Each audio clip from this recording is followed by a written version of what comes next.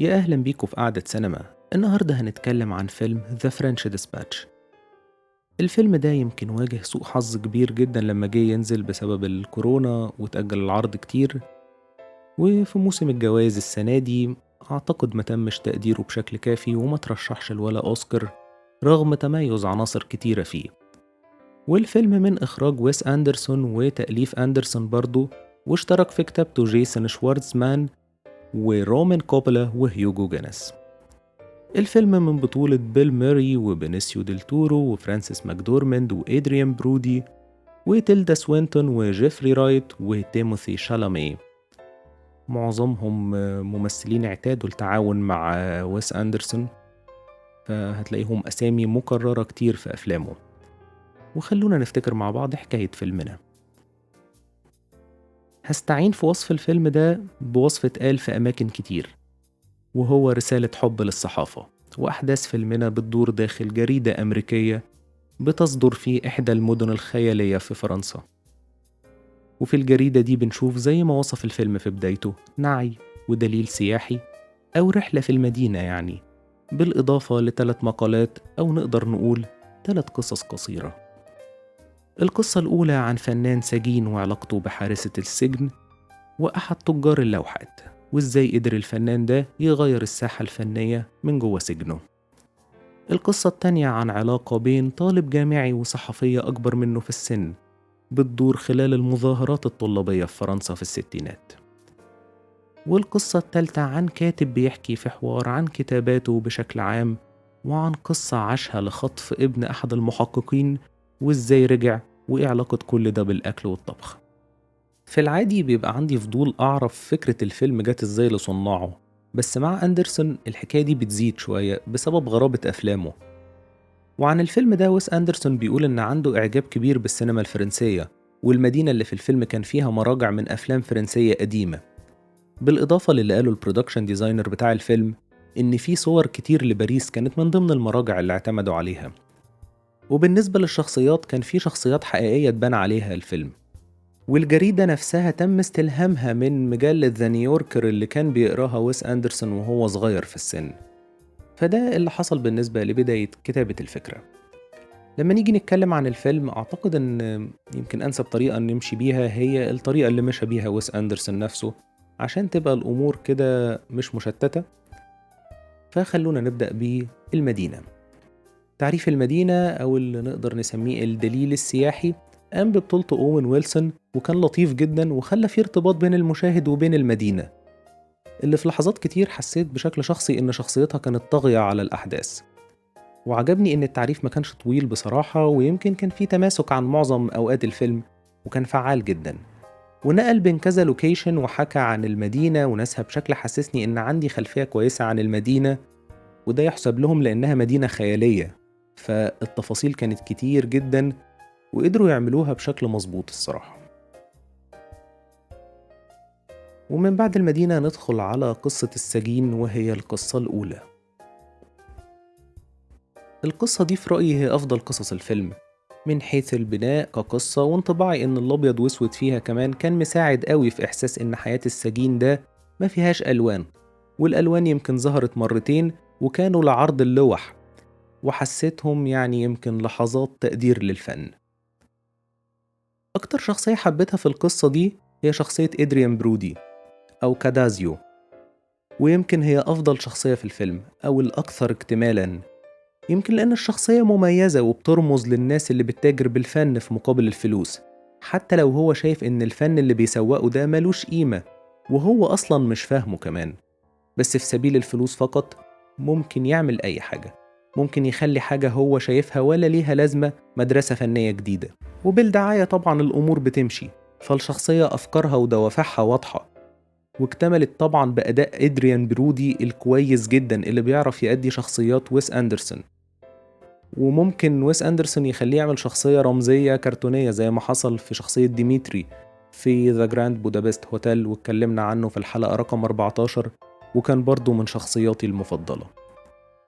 أكتر حاجة فصلتني في القصة دي وفي الفيلم عموما هي إن شخصية السجين ديل تورو وهو صغير لعبها توني ريفيلوري، اللي لعب دور زيرو مصطفى في ذا جراند بودابست هوتيل. وهو مش شبهه أصلا ولا ينفع يكون هو، ويكون الفرق بينهم 10 سنين بس. وده في نظري الجانب السيء لإصرار أندرسون على التعامل مع نفس المجموعة من الممثلين اللي نادرا ما بيخرج عنهم. يمكن في الفيلم ده بس انضم لهم شالامي وإليزابيث موس. ندخل على القصة التانية، ويمكن كانت هي أقلهم إمتاعا، وحسيت إن في مشكلة في تماسك أحداثها. بس أداء الممثلين بتاعها كان كويس، تحديدا فرانسيس ماكدورماند، وده شيء معتاد بالنسبة لها، وإن كان ما كانش أكتر أداء مبهر بالنسبة لمشوارها السينمائي طبعا. القصة زي ما قلت هي مش عظيمة، بس فيها لحظات سينمائية حلوة وبتحمل بصمة أندرسون، زي اللحظة بتاعت الموتوسيكل اللي بين شالامي والبنت اللي معاه في المظاهرات. بس غير كده يعني ما حسيتش إن هي أحسن حاجة في الفيلم.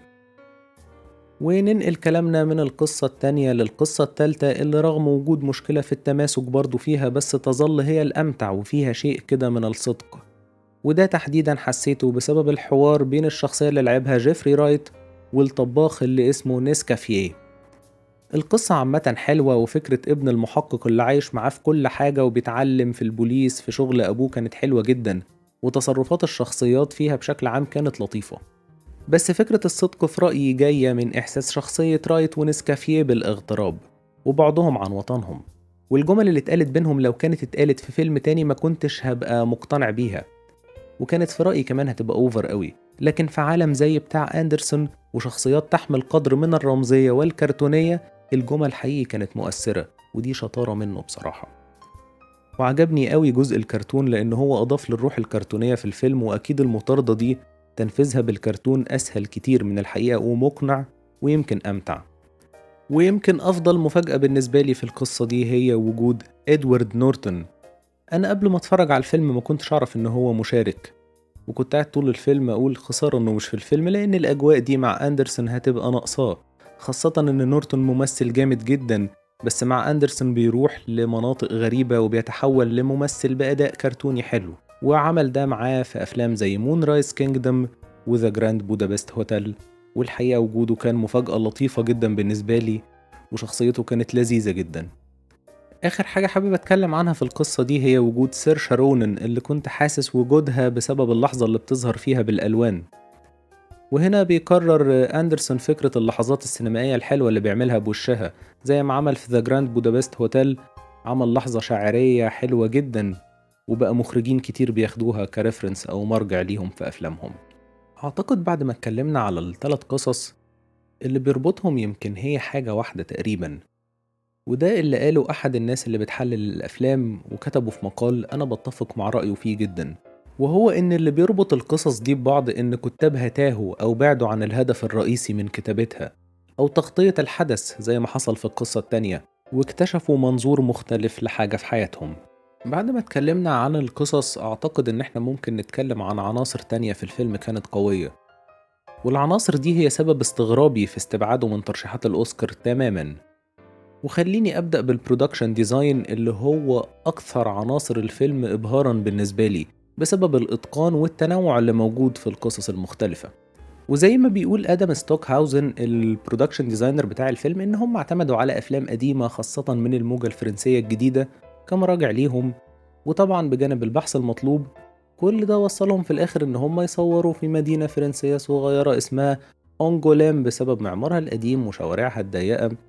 لأن زي ما بيقول هدفهم في صناعة الفيلم ده أو في صناعة البرودكشن ديزاين بتاعه كان خلق باريس من قبل ما تبقى باريس، وهنا مش مقصود باريس الحقيقية، لأ باريس بتاعة الأفلام. ومن العناصر الجيدة برضو في الفيلم هي الموسيقى اللي عملها ألكسندر ديسبلت، اللي بيتعاون كتير جدا مع ويس أندرسون، وأبرز تعاوناتهم طبعا كانت ذا جراند بودابست هوتيل. وهنا في الفيلم ده بيقرروا النجاح في موسيقى حلوة جدا ومؤثرة. وزي ما بيقول ديسبلت هو ما كانش هدفه ان هو يعمل موسيقى بطابع فرنسي، لان هنا فرنسا اللي في الفيلم هي فرنسا بتاعت عالم ويس أندرسون، فاعتماده ان هو كان يعمل موسيقى فعالة ومؤثرة بالنسبة للمشاهد. وفي رأيي موسيقى القصة الأولى كانت حلوة جدا من ناحية التأثير، والتيمة بصراحة معمولة بشكل جميل قوي، وبرضه موسيقى القصة التالتة كانت صايعة كده. آخر حاجة حابب أتكلم عنها في العناصر القوية هو التصوير، وما عنديش حاجة جديدة أقولها عنه، لأن التصوير في أفلام ويس أندرسون يعني واحد من أقوى العناصر دايما، والشكل اللي بيعمله هو ومدير التصوير روبرت يومن اللي بيتعاون معاه بشكل مستمر يعني بيطلع نتائج بتكون ممتازة دايما. وفي النهاية حابب أقول إن يمكن تماسك القصص والأحداث في الفيلم ده مش أفضل حاجة، بس تفضل قدرة أندرسون على خلق عوالمه وشخصياته دايما مبهرة، لأنها شخصيات ليها طابع خاص جدا. زي ما قلت ممكن تكون كرتونية أو أفعالها غير منطقية، لكنها بتكون بتحمل قدر من الرمزية أو عايزة تقول حاجة أو توصل حاجة مهمة للمتفرج، وكتير منها بيكون مثير للإعجاب. وممكن ما يكونش أندرسون هو صاحب أعظم أفلام بالنسبة لي أو مخرجي المفضل، لكن دايما مش بقدر أفوت أفلامه وبتابع أخبارها. فلحد هنا خلص كلامي عن فيلم ذا فرنش ديسباتش. يا رب تكون الحلقة عجبتكم، ويا ريت اللي مش عامل سبسكرايب يعمل عشان توصل لكم الحلقات الجديدة باستمرار. ونتقابل الحلقة الجاية، مع السلامة.